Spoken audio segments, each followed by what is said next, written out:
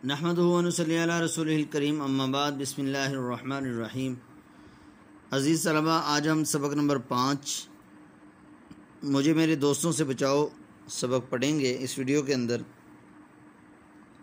सबक की इब्तिदा से पहले सबक मुसन्निफ़ यानी सज्जाद हैदर अलदरम का तारुफ़ पढ़ेंगे। तो देखें, सफ़ा नंबर है 47 47 सफ़ा। इसमें देखें सज्जाद हैदर अलदरम का तारुफ़ लिखा हुआ है। सज्जाद हैदर अलदरम के जद्द अमजद में नहीं, अबाओ अजदाद में से कोई एक। जद्द अमजद दादा पर दादा यानी बड़े दादा में से कोई एक। जद्द अमजद वस्त एशिया से हिंदुस्तान आए। 1857 की जंग आज़ादी में हिस्सा लेने की पादाश में, हिस्सा लेने की वजह से, हिस्सा लेने के जुर्म में इनसे जागीरें छिन गईं तो वो मुलाजमत की तरफ आ गए। यलदरम यूपी के एक कस्बे नाहटौर ज़िला बजनौर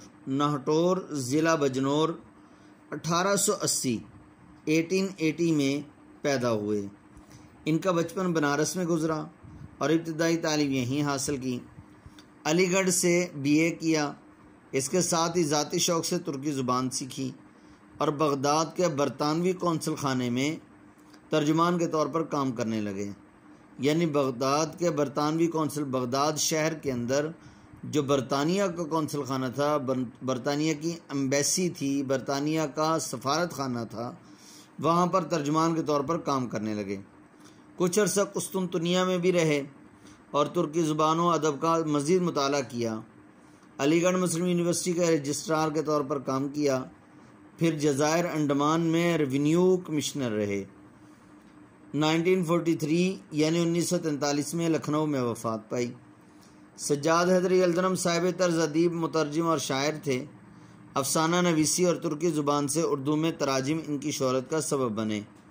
इनके अफसानों के बेशतर ख़यालात और मौज़ूआत तुर्की अदब से माखूज़ हैं। मतलब ये है कि इनके अफसानों, जो इन्होंने अफसाने लिखे हैं, अफसाने की तारीफ़ भी मैं आपको बाद में बताऊँगा सबक के बाद, तो उसमें ये बताते हैं कि इनके जो अफसाने यानी कहानियाँ लिखी हुई हैं उसके अंदर जो है अक्सर ख़यालात और मौज़ूआत, यानी इनके अफसानों के अक्सर टॉपिक्स जो हैं वो तुर्की के लिटरेचर से लिए गए हैं। इंडिया या हमारे मुल्क बड़े सग़ीर के लिटरेचर से नहीं लिए गए। ख़यालिस्तान इनके अफसानों का मजमूआ है। इनमें रोमानियत का रंग गालिब है। रोमानियत जो है इश्क़ व आशिकी को भी कहते हैं। इश्क़ व आशिकी से मुतालिक बातें वग़ैरह हों, इसको भी रोमानियत कहते हैं। लेकिन यहाँ पर रोमानियत कहते हैं फ़र्ज़ी कहानी, मतलब इमेजिन करके कोई कहानी लिख दी गई। अब उसको रियलिटी में भी लाया जा सकता है। जो लिख दिया है इमेजिन करके, अब उसको रियलिटी में लाना, इसके ऊपर मुमकिन है कि वो रियलिटी में हो सके। ऐसा पॉसिबल है कि जो लिख दिया, जो कह दिया, जो पढ़ लिया, जो इमेजिन कर लिया, वो उसको हम हकीकी ज़िंदगी में लें। हो भी सकता है, नहीं भी हो सकता। तो फ़र्ज़ी कहानी मतलब ये ख़यालात के अंदर जो कोई ज़िंदगी वग़ैरह सोची गई हो। और ये इंशाए लतीफ़ का उम्दा नमूना है। इनकी इंशा परदाज़ी में हिस्से मज़ा भी शामिल है। इंशा परदाज़ी मज़मून निगारी को कहते हैं। जिस सबक है जी मुझे मेरे दोस्तों से बचाओ, सबक नंबर 5। अज़ीज़ तलबा, इस सबक के अंदर ये बताया गया है कि मुसन्निफ़ जो हैं वो दिल्ली में एक बार चांदनी चौक से गुज़र रहे थे कि इनकी नज़र एक फ़कीर पर पड़ती है जो कि अपने आप को बड़ा ही पुरसाने हाल यानी गरीब बताता है। और सबसे अफसोस वाली बात मुसन्निफ़ के नज़दीक ये कि मुसन्निफ़ ये कहते हैं कि मेरे तो बहुत सारे दोस्त हैं, लेकिन वो फ़कीर ये कहता है कि मेरा कोई दोस्त नहीं है। मुसन्निफ़ तो ये समझ रहे हैं कि मेरा कोई दोस्त नहीं है, मुसन्निफ़ तो यही समझ रहे हैं कि मेरे बहुत सारे दोस्त हैं, और फ़कीर ये कहता है कि मेरा कोई दोस्त नहीं है। अब मुसन्निफ़ के नज़दीक फ़कीर के कोई दोस्त ना होना ये उसके हक़ में बहुत बड़ी नेमत है। क्यों? इसलिए कि दोस्त होंगे तो वो तरह तरह के मसरूफ़ियात के अंदर इंसान का वक्त ज़ाया करते हैं, इंसान का पैसा भी ज़ाया करते हैं, इंसान को जो है गुनाहों की तरफ भी माइल करते हैं। इंसान को अगर कोई अब किसी ओहदे पर जाकर कुछ करना चाहे तो इंसान को करने नहीं देते। जबकि फ़कीर के जो है नज़दीक ये बात बड़ी ही अफसुर्दगी वाली बात थी, बड़ी ही ऐब वाली बात थी कि उसका कोई दोस्त नहीं है। मुसन्निफ़ इस बात को नेमत ख्याल कर रहे हैं कि उसका कोई दोस्त नहीं है, मेरे बहुत सारे दोस्त हैं, और फ़कीर उस बात को जो है, इस बात को जो है वो यूँ समझ ले कि महरूमी समझ रहा है कि मेरा कोई दोस्त नहीं है। दोनों के ख़यालात उल्ट हैं। फिर मुसन्निफ़ जो है अपने कुछ दोस्तों का तज़किरा करते हैं कि उनके किस किस्म के दोस्त हैं, और फिर अपने को उसके साथ कंपेयर करते हैं, और कंपेयर करके इस नतीजे पर पहुंचते हैं कि फ़कीर उनसे कई दर्जे बेहतर है कि उसका कोई दोस्त नहीं है। तो देखें, और कोई तलब अबनाए ज़माना से नहीं, और कोई तलब मतलब ज़रूरत, कोई और ज़रूरत नहीं है, कोई और डिमांड नहीं है। अबना इब्न की जमा है, अबनाए ज़माना ज़माने के बेटे, मतलब दुनिया में रहने वाले लोग। तो शायर तंग आकर ये कहते हैं कि और कोई तलब मुझे अबनाए ज़माना से नहीं, मुझे दुनियादारों से कोई तलब नहीं है, कोई डिमांड नहीं है, कोई मतलब नहीं है, बस एक एहसान, एक मेरी ज़रूरत पूरी कर दें। मुझ पे एहसान जो ना करते तो ये एहसान होता कि मेरे ऊपर मेहरबानी ना किया करें, मैं जितनी भी मुश्किल में फंसा हुआ हूँ मेरे ऊपर एहसान ना किया करें। क्यों? इसलिए कि मुझे उनके एहसान का बदला फिर चुकाना पड़ जाता है, जो कि किसी वक्त बहुत मुश्किल और बहुत भारी महसूस होता है। जी, हम रीडिंग की तरफ आते हैं। अब मुश्किल अल्फाज के मानी आपने साथ साथ लिख लेने हैं। एक दिन मैं दिल्ली के चांदनी चौक में से गुज़र रहा था कि मेरी नज़र एक फ़कीर पर पड़ी जो बड़े ही मुअस्सर तरीके से अपनी हालत ज़ार लोगों से बयान करता जा रहा था।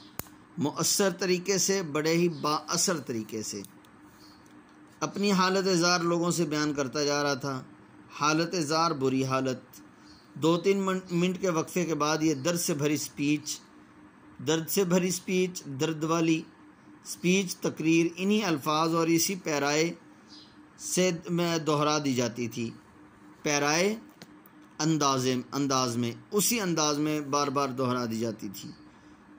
क्या कि ये तर्ज मुझे ऐसा ख़ास मालूम हुआ कि मैं इस शख्स को देखने और उसके अल्फाज सुनने के लिए ठहर गया।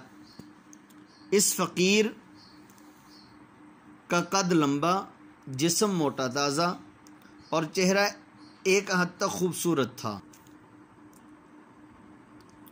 मगर बदमाशी और बेहयाई ने सूरत मस्ख कर दी थी। मस्ख बिगाड़ दी थी, सूरत तब्दील कर दी थी, दोनों माना हो सकते हैं। तो ये तो इसकी शक्ल थी। रही इसकी सदा यानी आवाज़, तो मैं ऐसा कसीउल क़ल्ब सख्त दिल वाला नहीं हूँ कि सिर्फ़ इसका मुख्तसर सा ख़ुलासा लिख दूँ।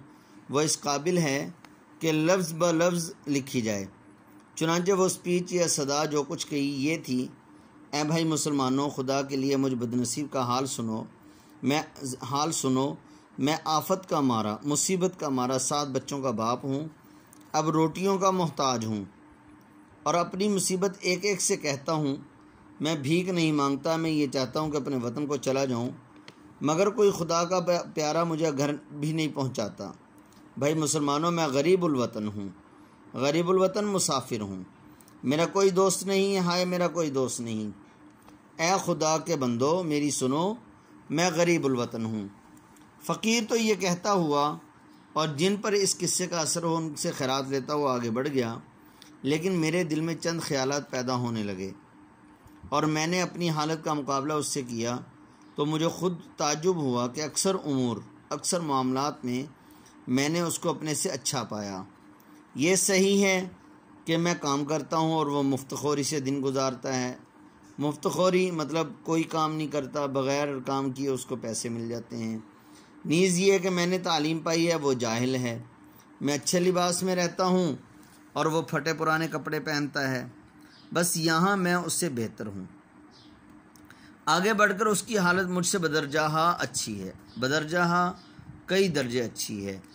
उसकी सेहत पर मुझे रश्क करना चाहिए, ख्वाहिश करनी चाहिए। मैं रात दिन फ़िक्र में गुजारता हूँ और वह ऐसे इत्मीनान से बसर करता है कि बावजूद बसोरना यानी रोने की हालत बनाना, रोने की शक्ल बनाना और रोने की सूरत बनाने के, उसके चेहरे से बशाशत नुमायाँ थी। बशाशत, खुशी, तरोताज़गी, मतलब ये है कि वो रोने वाली शक्ल भी बनाता है, रोने वाली हालत भी बनाता है, इसके बावजूद उसके चेहरे से तरोताज़गी और जो है वो खुशी महसूस होती थी कि वो फिर भी खुश फिर रहा था।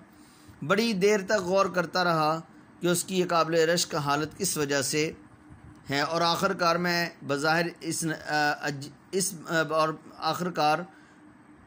मैं इस बज़ाहिर अजीब नतीजे पर पहुंचा, जिसे वो मुसीबत ख्याल करता है वही उसके हक़ में नेमत है। वो हसरत से कहता है, हसरत अफसोस कि मेरा कोई दोस्त नहीं। मैं हसरत से कहता हूँ कि मेरे इतने दोस्त हैं, उसका कोई दोस्त नहीं। अगर ये सच है तो उसे मुबारकबाद देनी चाहिए। बाकी अगली वीडियो के अंदर इंशाअल्लाह।